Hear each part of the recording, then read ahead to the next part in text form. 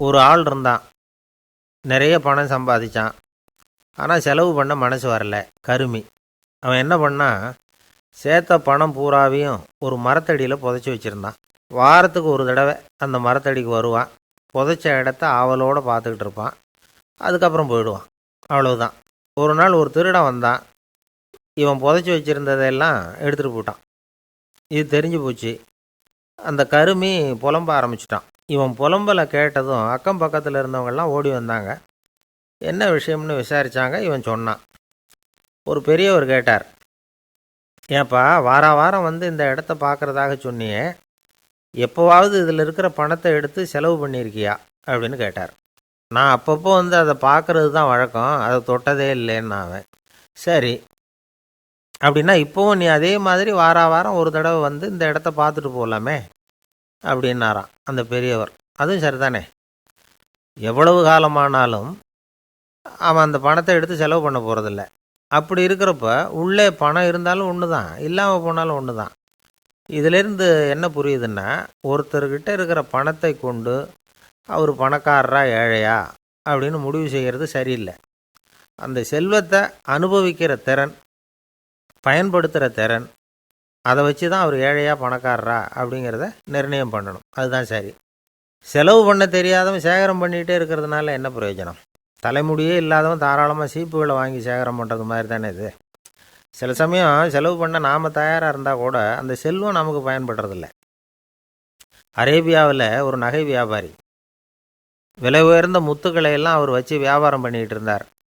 அவர் ஒரு சமயம் ஒரு பாலைவனம் வழியாக போயிட்டு இருக்கிறார் ஒட்டகத்தில். அப்போது திடீர்னு கடுமையான புயல் வீச ஆரம்பிச்சுட்டுது. திசை தவறி இவர் எங்கேயோ வந்துட்டார். கூட வந்தவங்களையும் காணலை, எங்கே போனாங்களோ தெரியல. இவர் ரொம்ப பயந்து போய் அங்கே எங்கேயுமா அலைஞ்சு திரியிறார். வழியே தெரியல. பசி கடுமையாயிட்டுது. ஒட்டகத்து முதுகில் ஒரு மூட்டை இருந்தது. அதை பிரித்து பார்த்தார். உள்ளே ஏதாவது இருக்கான்னு தேடி பார்க்குறார். அது வரைக்கும் கண்ணில் தட்டுப்படாத அபூர்வமான ஒரு பை கண்ணில் பட்டுது. ஆஹா, அதில் ஏதாவது சாப்பிட்றதுக்கு இருக்கும் அப்படின்னு நினச்சி ஆவலாக அதை பிரித்து பார்க்குறார். அந்த பையில் விலை உயர்ந்த முத்துக்கள் நிறைய இருந்துதான். அப்போ தான் அவர் நினச்சாராம், விலை உயர்ந்த முத்துக்கள் கூட சாப்பிட்றதுக்கு உணவாக முடியாது அப்படிங்கிறத புரிஞ்சுக்கிட்டாராம். எந்த நேரத்தில் எது நமக்கு தேவையோ அது நமக்கு தாராளமாக கிடைக்கணும். அப்படி அது கிடைக்கிறதுக்கு நம்மக்கிட்ட இருக்கிற செல்வம் பயன்படணும். அது நமக்கும் பயன்படலாம், நம்ம மூலமாக அடுத்தவங்களுக்கும் பயன்படலாம். அதுதான் செல்வத்தின் பயன். ஒரு மரத்தடியில் ஒருத்தன் உட்காந்து அழுதுகிட்டு இருந்தான். அந்த பக்கமாக வந்த இன்னொருத்தன், ஏப்பா அழுதுகிட்டு இருக்கிறேன்னு கேட்டான். இந்த இடத்துல தான் பூமிக்கு அடியில் பணம் இருக்குது, புதைச்ச இடம் தெரியல, அதான் அழறேன் அப்படின்னா. நல்லா ஞாபகப்படுத்தி பாரு, எந்த இடத்துல புதைச்ச அப்படின்னு கேட்டான் இவன். அது எப்படி எனக்கு தெரியும், புதைச்சி வச்சிருக்கிறவன் நான் இல்லையே, எங்கள் எதிர்த்த வீட்டுக்காரன் அப்படின்னானா இவன். இப்படிப்பட்ட காரணத்தை தான் சொல்கிறாங்களாம். அதனால் இதயத்தை பாதுகாக்கணும்னு நினைக்கிறவங்க அடுத்தவங்க அன்பாக இருக்கிறது மாதிரி பார்த்துக்குங்க, அதுதான் முக்கியம். ஒருத்தர் முகம் பூரா பிளாஸ்டரி போட்டுக்கிட்டு வந்தார். ரொம்ப கோபமாக, என்னங்க ஆச்சுன்னு விசாரித்தேன். எல்லாம் உங்களால் தான் சார்னார். விவரமாக சொல்லுங்களேன். என்ன உங்கள் தகவலை கேட்டுட்டு ஒரு பூனைக்குட்டியை கையில் எடுத்தேன், அன்பாக அதை தடவி கொடுக்கறதுக்காக. ஆனால் அது முந்திக்கிட்டது, அது என் முகத்தை தடவி கொடுத்துட்டுது. முகம் பூரா நகை கீறல், அதுதான் இப்படி அப்படின்னார். அன்பில் அறிவு சேராததுனால வந்த கோளாறு இது. முடியும். மூணாவதாக தெரிஞ்சுக்க வேண்டியது ஒன்று இருக்குது. அது என்னன்னா, அந்த பொருளை அடையறதுக்கு வழி என்ன அப்படிங்கிறத தெரிஞ்சுக்கணும். அதாவது எவ்வளவு பணம் கொடுத்தா அது கிடைக்கும், இது மாதிரியான விஷயங்கள். நாலாவதாக அந்த பொருளை அடையிறது மூலமாக நாம் அடையக்கூடிய பயன் என்ன அப்படிங்கிறதையும் உணரணும். அஞ்சாவது, அந்த பொருளை அடையிறதுல இருக்கக்கூடிய தடை எது அப்படிங்கிறதையும் நாம் தெரிஞ்சுக்கணும். பெரியவர் பேசுகிறது ஏதோ தத்துவம் மாதிரி தெரியுது இல்லையா, தத்துவம்தான். அதாவது இப்படி உலகியல் வாழ்க்கையில் சின்ன சின்ன விஷயங்கள்லேயே நாம் 5 விஷயங்களை தெரிஞ்சுக்க வேண்டியிருக்குது. அது ரொம்ப அவசியமாக இருக்குது. பேரின்ப நிலைன்னு சொல்கிறாங்கள்ல, அது மாதிரி பெரிய சமாச்சாரங்கள்லேயும் இந்த 5 விஷயங்களை நாம் தெரிஞ்சுக்க வேண்டியிருக்குது. அதுக்கு பேர் என்னன்னா அர்த்த பஞ்சகம். வைணவ சமயத்தில் அர்த்த பஞ்சகம்ங்கிறது ரொம்ப பெரிய விஷயம். கடைக்கு போகிறது மாதிரி கடவுளை பார்க்க போகிறப்பவும் நாம் 5 விஷயங்களை தெரிஞ்சுக்கணுமா. முதல்ல பரம்பொருள் அப்படிங்கிறது என்ன, அதோட தன்மைகள் என்ன, இதை தெரிஞ்சுக்கணும். இதுக்கு பேர் என்னன்னா பரமாத்ம ஸ்வரூபம் அப்படின்னு பேர். ரெண்டாவது நாம் யார், நம்மோட தன்மை என்ன அப்படிங்கிறத தெரிஞ்சுக்கணும். நான் யாருன்னு எனக்கே தெரியலங்கிறப்போ இதை நான் சொல்கிறேன்னு இது என்னுடையதுன்னு சொல்கிறது தப்பு தானே. அப்புறம் மூணாவது விஷயம், பரம்பொருளை நாம் அடையிறதுக்கு வழி எது, இது தெரிஞ்சுக்கணும். இது உபாய ஸ்வரூபம் அப்படின்னு பேர். நாலாவது விஷயம், நாம் அடைய வேண்டிய பயன்கள் என்ன அப்படிங்கிறத தெரிஞ்சுக்கிறது. இதுக்கு புருஷார்த்தம் அப்படின்னு பேர். அஞ்சாவது, அந்த பயனை அடைய விடாமல் தடுக்கிற தடைகள் யாவை அப்படிங்கிறத தெரிஞ்சுக்கிறது. இது விரோதி ஸ்வரூபம். இதைத்தான் தடையியல் அப்படின்னு சொல்கிறாங்க.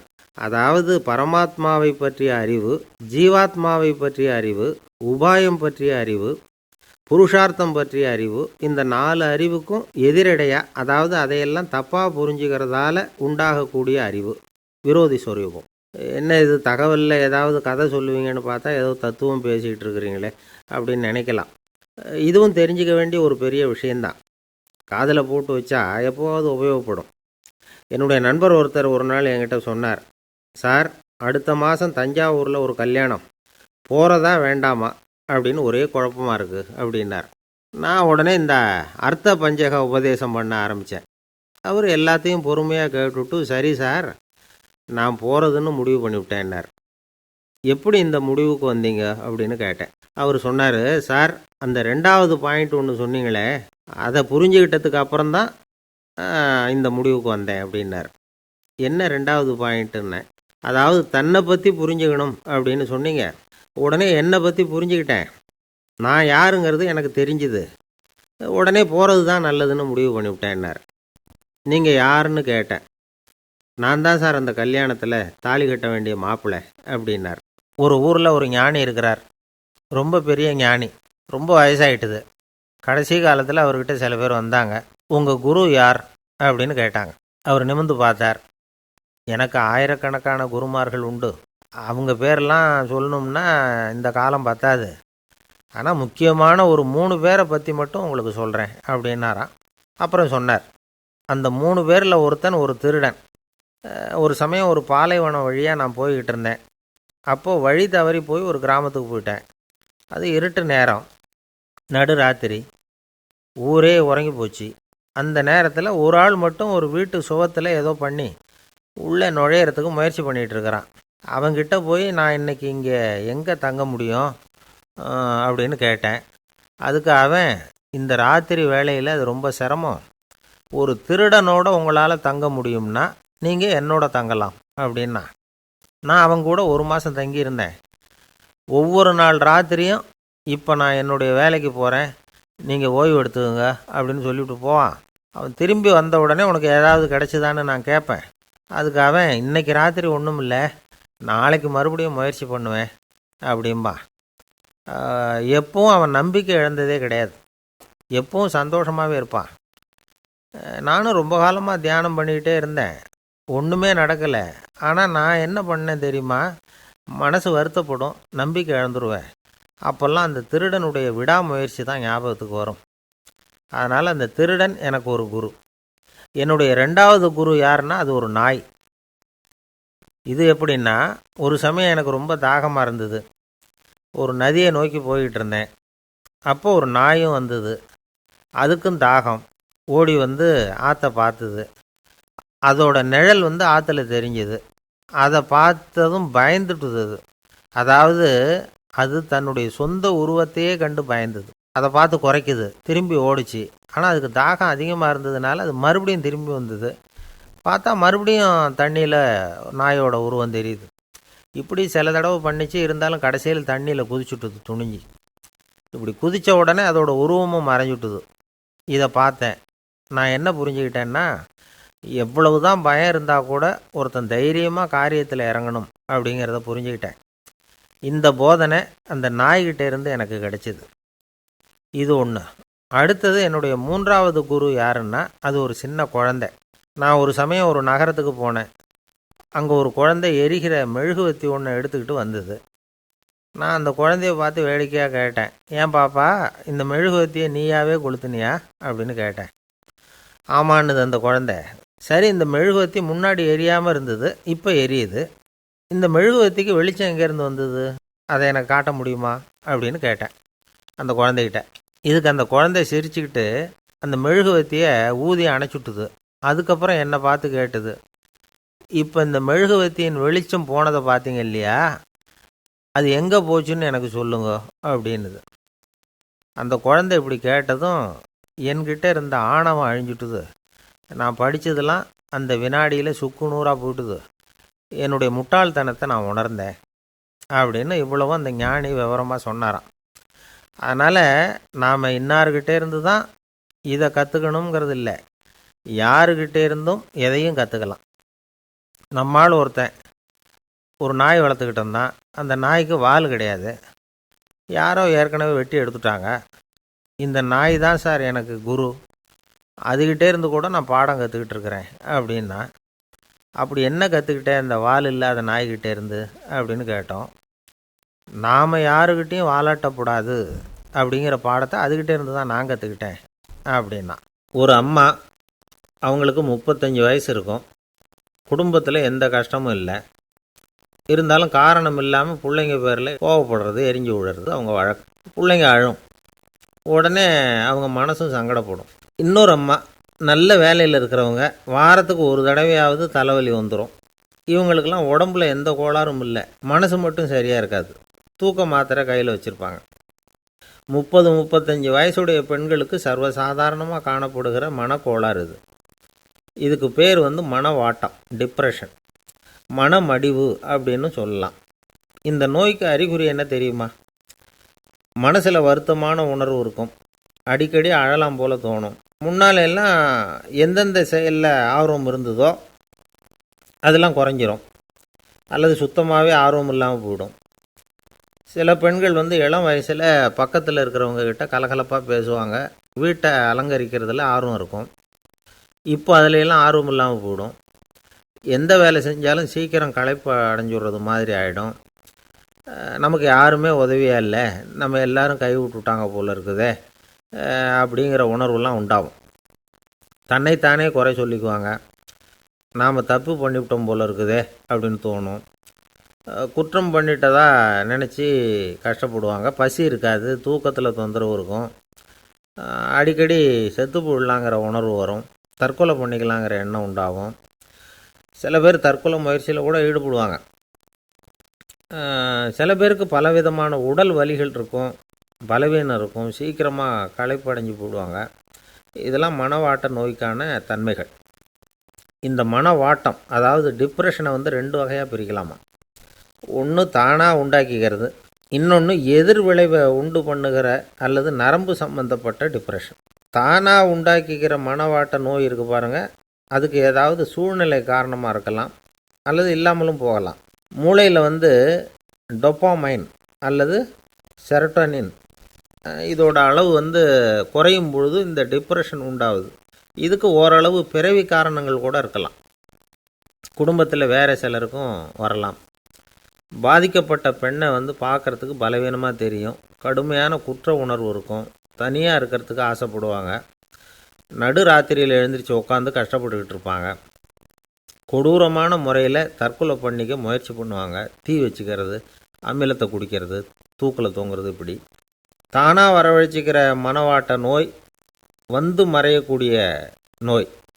ஒரு தடவை வந்தால் 3லேருந்து 6 மாதம் வரைக்கும் நீடிக்கும். இடைப்பட்ட காலங்களில் நோயாளி இயல்பாக இருப்பார். எதிர் விளைவை உண்டு பண்ணுகிற அல்லது நரம்பு சம்பந்தப்பட்ட மனவாட்ட நோய் எப்படின்னா, கணவன் மனைவி, மாமியார் மருமகள், இப்படிப்பட்ட உறவு முறை பிரச்சனைகள், தோல்விகள், எரிச்சல்கள், ஆஃபீஸு பிரச்சனை, இப்படிப்பட்ட சூழ்நிலையால் உண்டாகிறது. எல்லாத்துக்கும் மருந்து இருக்குது, மார்க்கம் இருக்குது, கவலைப்பட வேண்டியதில்லை, தைரியமாக இருக்கணும். உளவியல் மருத்துவம் இதுக்கு ரொம்ப உபயோகமாக இருக்கும். சில பெண்களை பாருங்கள், அவங்க எதுக்கும் அலட்டிக்கிறது இல்லை. ஒரு அம்மா அப்படி தான் தன்னுடைய கணவனை அழைச்சிக்கிட்டு ஒரு மனநோய் மருத்துவர்கிட்ட வந்தாங்க. டாக்டர், எங்கள் வீட்டுக்காரர் திடீர்னு ஒரு மாதிரி ஆயிட்டார், வித்தியாசமாக நடந்துக்கிறார். எப்படின்னா, இவர் தன்னையே ஒரு ஒட்டடை பூச்சியாக நினச்சிக்கிட்டு இருக்கிறார். அப்படி நினச்சிக்கிட்டு தன்னுடைய தலையாலேயே வீட்டில் உள்ள ஒட்டடையெல்லாம் தொடச்சிக்கிட்டு இருக்கிறார் அப்படின்னாங்க. எவ்வளவு நாளாக அப்படி இருக்குதுன்னு கேட்டார் டாக்டர். ஒரு வாரமாக அப்படி இருக்குது அப்படின்னாங்க அந்த அம்மா. அப்படின்னா முன்னாடியே ஏன் அழைச்சிட்டு வரல அப்படின்னு கேட்டார் டாக்டர். வீடு பூரா சுத்தமாகட்டுமேனு பார்த்துக்கிட்டு இருந்தேன் டாக்டர் அப்படின்னாங்களாம் அந்த அம்மா. என்னை விட யோக்கியம் இந்த உலகத்தில் வேறு யாரும் இல்லை சார் அப்படின்னார் ஒருத்தர். அவரை விட அயோக்கியன் வேறு யாரும் இருக்க முடியாதுங்கிற முடிவுக்கு கேட்டவங்க வந்துட்டாங்களாம். மனுஷனுக்கு இருக்கிற ஒரு மிகப்பெரிய குறையே தன்கிட்ட இருக்கிற குறை அவனுக்கு தெரியாமல் போகிறது தான். ஆனால் அடுத்தவங்ககிட்ட இருக்கிற குறை இவனுக்கு தெளிவாக தெரிஞ்சிடும். ஒரு ஒட்டகம் ஒரு கொக்கை பார்த்து ஒரு கேள்வி கேட்டுதான். என்ன கேள்வி தெரியுமா? உன் கழுத்து ஏன் இப்படி வளைஞ்சி போயிருக்குது அப்படின்னு கேட்டிருக்கு. இதுக்கு உடம்பே வளைச்சல். இது போய் கொக்கை கிண்டல் பண்ணுது. இன்றைக்கி மனித சுபாவமும் கிட்டத்தட்ட இப்படி தான் இருக்குது. இந்த உலகத்தில் குறையில்லாத மனிதர்கள் யாரும் கிடையாது, நாம் உள்பட அப்படிங்கிறத முதல்ல நாம் நல்லா புரிஞ்சுக்கணும். ஒரு ஊரில் ஒரு விற்பனை நிலையம் இருந்தது. செல்ல பிராணிகளை விற்பனை செய்கிற நிலையம் அது. நாய், கிளி, பூனை இப்படி நிறைய வச்சு விற்பனை பண்ணிகிட்டு இருக்கிறாங்க. நாய்க்குட்டி விற்பனை செய்கிற பகுதியில் ஒரு சிறுவன் நின்றுக்கிட்டு இருந்தான். விற்பனை செய்கிற ஆளுகிட்ட விலை கேட்டுக்கிட்டு இருந்தான். அதோ இருக்குதே அந்த நாய்க்குட்டி என்ன விலை அப்படின்னு கேட்டானா. 1000 ரூபா அப்படின்னாரான்.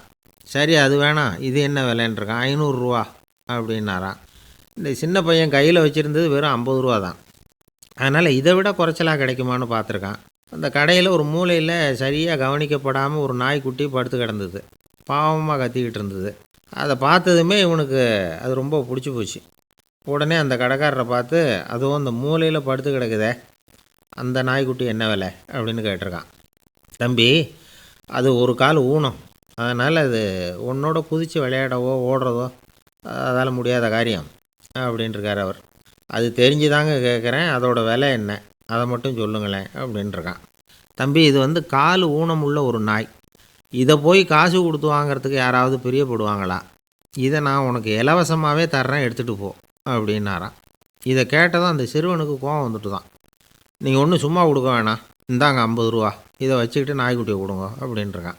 அவருக்கு ஒன்றும் புரியல, ஆச்சரியமாக இருந்தது. சரின்னு பணத்தை வாங்கிட்டு நாய்க்குட்டியை தூக்கி கொடுத்தார். அந்த சிறுவன் அந்த நாய்க்குட்டியை 2 கையாலையும் வாங்கினா, மார்போடு பிரியமாக சேர்த்து அணைச்சிக்கிட்டான். தெருவில் இறங்கி நடக்கிறான். அப்படி நடக்கும்பொழுது தான் பார்க்குறார், கடைக்காரர் ஆச்சரியமாக அவனை பார்க்குறார். அப்போ தான் அவருக்கு ஒரு விஷயம் புரியுது. அந்த சிறுவன் தெருவில் நாய்க்குட்டியை மார்போடு அணைச்சிக்கிட்டு விந்தி விந்தி நடந்து போய்கிட்டு இருக்கிறான். ஆமாம், அவனுக்கும் ஒரு கால் ஊனம். இந்த நாய்க்குட்டியை யாருமே வாங்க மாட்டாங்கன்னு நினச்சிக்கிட்டு இருந்தார். குறையுள்ள அதுக்கும் ஒரு எஜமானன் கிடச்சிட்டான். அதனால் ஊனம் ஒரு குறை இல்லை அப்படிங்கிற உண்மையை அந்த கடைக்காரர் புரிஞ்சுக்கிட்டாரான். நம்மால் ஒருத்தர் கொஞ்சம் வயசானவர், எழுந்திரிச்சு சரியாக நடக்க முடியாது, சாய்வு நாற்காலியிலேயே எப்பவும் உட்காந்துருப்பார். அவர் தனக்கு துணையாக ஒரு நாயை பக்கத்தில் வச்சுருந்தார். அதுவும் ரொம்ப வயசான ஒரு நாய், எழுந்திரிக்கவே சிரமப்படும், நடக்கவும் முடியாது. அவர் பக்கத்துலேயே இதுவும் சோர்ந்து போய் படுத்து கிடக்கும். அந்த பெரியவரை பார்க்க வந்த ஒருத்தர் கேட்டார், ஏங்க, ஒரு சின்ன பையனை உங்களுக்கு துணையாக வச்சுக்கக்கூடாதா? இந்த நாயை உங்களுக்கு பாதுகாப்பாக வச்சுருக்கிறீங்களே, உங்களுக்கு ஒரு ஆபத்துன்னா இது எப்படி உங்களுக்கு உதவ முடியும் அப்படின்னார். அப்போ அவர் சொன்னாராம், எனக்கு ஒரு ஆபத்துன்னா அந்த சமயத்தில் இந்த நாய் என்னை தனியாக விட்டுட்டு ஓடி போயிடாமல் இருக்கணும்ல, அதுக்காகத்தான் இதை நான் வச்சுருக்கிறேன் அப்படின்னாராம். ஒரு ஊரில் ஒரு ராஜா இருந்தார். அந்த ராஜாவுக்கு ஒரு மந்திரி. ராஜா ரொம்ப நியாயமானவர், நேர்மையானவர், கண்டிப்பானவர். தப்பு செய்கிறது யாராக இருந்தாலும் தண்டனை கொடுப்பார். வேண்டியவங்களுக்கு ஒரு நியாயம், வேண்டாதவங்களுக்கு ஒரு நியாயங்கிறதெல்லாம் அவர்கிட்ட கிடையாது. ஒரு சமயம் அரசவையில் அந்த அமைச்சரே விதிமுறைகளுக்கு புறம்பாக ஏதோ நடந்துக்கிட்டு இருக்கார். மன்னருக்கு கோபம் வந்துட்டுது.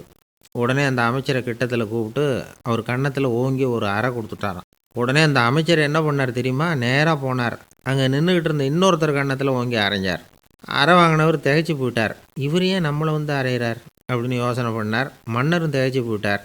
நாம் இவர் அரைஞ்சா அதுக்காக இவர் போய் இன்னொருத்தர் அரையணுமா அப்படின்னு யோசனை பண்ணார்.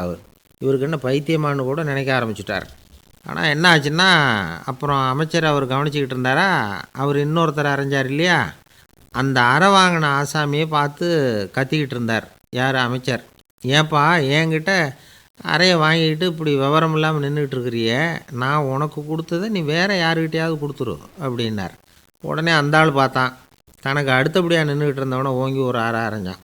அவன் கன்னத்தை தடவிட்டே யோசனை பண்ணான். இது ஏதோ புரிஞ்சுக்கிட்ட மாதிரி அடுத்தாப்பில் நின்றுக்கிட்டு இருந்தவனை அரைஞ்சான். இப்படி இந்த அறை மாறி மாறி போய்கிட்டே இருக்குது. ஊர் பூரா பிரயாணம் பண்ண ஆரம்பிச்சுட்டுது. அன்னைக்கு ராத்திரி அந்த ராஜா படுக்கிறதுக்காக போனார். அந்த நேரம் பார்த்து அவர் கன்னத்தில் பலார்னு ஒரு அறை விழுந்தது. நம்மளே அறையிறது யார் அப்படின்னு அதிர்ச்சியோட மன்னர் திரும்பி பார்க்குறாரு. அரைஞ்சது அவரோட மனைவி. என்னாச்சு உனக்குன்னு கத்துனார் ராஜா. உங்களுக்கு தெரியாதா, ஊர் பூரா ஒருத்தர் மாற்றி ஒருத்தர் மூலமாக இந்த அறை வந்து பிரயாணம் பண்ணிட்டு வருது அப்படின்னாங்க அந்த அம்மா. அப்படின்னா ஆரம்பித்த இடத்துக்கே வந்துட்டுதா அப்படின்னாராம் மன்னர். என்ன சொல்கிறீங்கன்னு கேட்டிருக்காங்க. இவர் விவரத்தை சொன்னாராம். அப்படின்னா நீங்கள் ஆரம்பித்து வச்ச இந்த விளையாட்டை நான் முடிச்சு வச்சுட்டேன் அப்படின்னாங்களாம் அந்த அம்மா. மறுநாள் காலை மறுபடியும் அரசவை கூடிச்சு அந்த அமைச்சர் மன்னரை பார்த்து கேட்டார். என்ன மகாராஜா, என்கிட்ட கொடுத்ததை திருப்பி வாங்கிட்டீங்களா அப்படின்னாராம். இப்படி நடக்கும்னு நான் எதிர்பார்க்கவே இல்லைன்னார் மன்னர். ஆனால் நான் எதிர்பார்த்தேன். அது எங்கே போயிட போகுது, ஊர் பூரா சுற்றி கடைசியில் உங்ககிட்ட தான் வந்து சேரும் அப்படிங்கிறது எனக்கு தெரியும் அப்படின்னாராம் அமைச்சர். இந்த கதை வந்து வேடிக்கையாக இருந்தால் கூட இதில் உள்ள கருத்து முக்கியமானது. இந்த உலகத்தில் பல கருத்துக்கள் இப்படி தான் மாறி மாறி சுற்றி வந்துக்கிட்டே இருக்குது.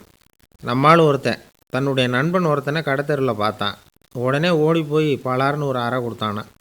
அவன் கன்னத்தை தடவிட்டு ஏன்டா என்னை அரைஞ்சேன்னு கேட்டிருக்கான். நீ ஏன்டா என்னை முட்டாள்னு என் மனைவிட்ட போய் சொன்னேன் அப்படின்ட்டுருக்கான் அவன். உன்னை ஒரு முட்டாள்னு சொன்னதுக்காகவா நீ என்னை அரைஞ்சே அப்படின்னு கேட்டிருக்கான் இவன். டேய், நான் அதுக்காக அறையலப்பா, அது ஒரு பெரிய ரகசியம். நான் முட்டாளுங்கிறது அந்த ரகசியத்தை நீ வந்து ஏன் எங்கள் வீட்டில் போய் சொன்னேன், அதுக்காக தான் அரைஞ்சேன் அப்படின்னு நானும் அவன். ஒருத்தர் முகத்தை தொங்க போட்டுக்கிட்டு ஒரு மாதிரியாக வந்தார். என்ன விஷயம்னு விசாரித்தேன். என்னுடைய நண்பன் ஒருத்தங்கிட்ட கருத்து வேறுபாடு, இனிமேல் நமக்குள்ளே எந்த சம்மந்தமும் வேணாம்னு நட்பை முறிச்சிட்டு வந்துட்டேன்னா. நண்பர்கள்னு இருந்தால் கருத்து வேறுபாடு வரத்தான் செய்யும்னு. கருத்து வேறுபாடு வராமல் இருக்கிறதுக்கு ஏதாவது வழி உண்டா அப்படின்னு கேட்டாவே. அதை பற்றி நிபுணர்கள் சில யோசனைகளை சொல்லியிருக்கிறாங்கன்னு. முதல் விஷயம் என்னென்னா, உங்கள் நண்பனுக்கு ஒரு செய்தி சொல்லணும்னா அதை நீங்களே நேரடியாக சொல்லுங்கள், அல்லது உங்கள் கைப்பட கடிதம் எழுதுங்க. அதாவது நேரடி தொடர்பு முக்கியம். அதை விட்டுட்டு இன்னொருத்தர் மூலமாக நண்பர்களுக்கு செய்தி அனுப்புனா நீங்கள் சொல்கிற செய்தி அப்படியே போய் சேராது, அது சேதமாயிடும். கூட்டி குறைச்சி சொல்லிவிடுவாங்க, அது குழப்பத்தில் கொண்டாந்து விட்டுரும். இது ஒரு யோசனை. ரெண்டாவது யோசனை என்னென்னா, நீங்கள் ஒரு நல்ல காரியத்தை செய்யும் பொழுது உங்கள் நண்பரையும் சேர்த்துக்குங்க, அவருக்கும் அதில் ஒரு ஈடுபாட்டை உருவாக்குங்க. மூணாவது யோசனை, நம்ம பக்கத்தில் இருக்கிற நண்பர் மகிழ்ச்சி அடைகிற மாதிரி ஏதாவது செய்யணும். சின்ன சின்ன செயல்களாக இருந்தாலும் பரவாயில்ல, அவர் நமக்கு எதுவும் செய்யலையே, நாம் எதுக்கு செய்யணும் அப்படின்னு நினச்சிக்கிட்டு இருக்கக்கூடாது.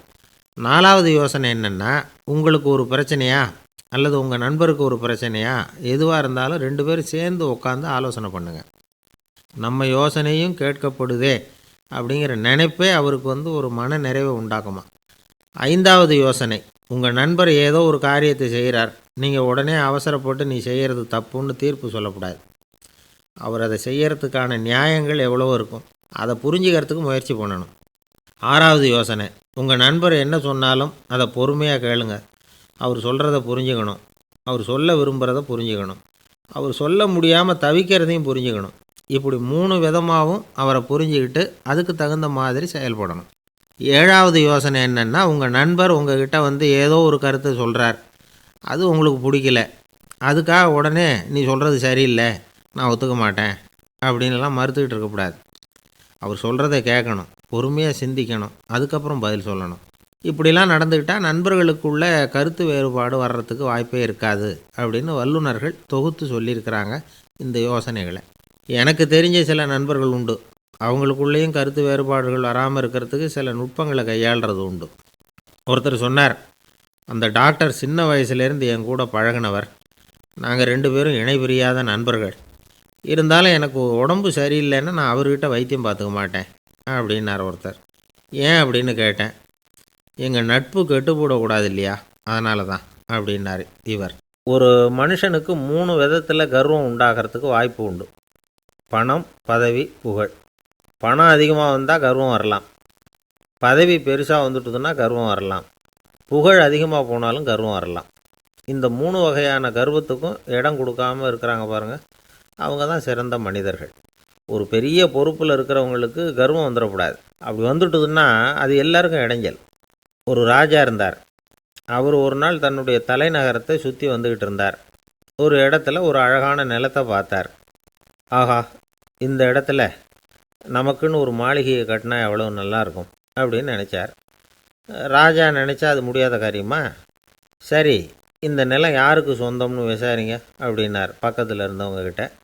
அவங்கெல்லாம் ஓடி போய் விசாரித்தாங்க. அந்த இடம் வந்து ஒரு வயசான கிழவிக்கு சொந்தம், வயசான அம்மாவுக்கு சொந்தமாக. அந்த அம்மா தான் அதில் ஒரு குடிசையை போட்டு குடியிருந்துகிட்டு இருக்கிறாங்க.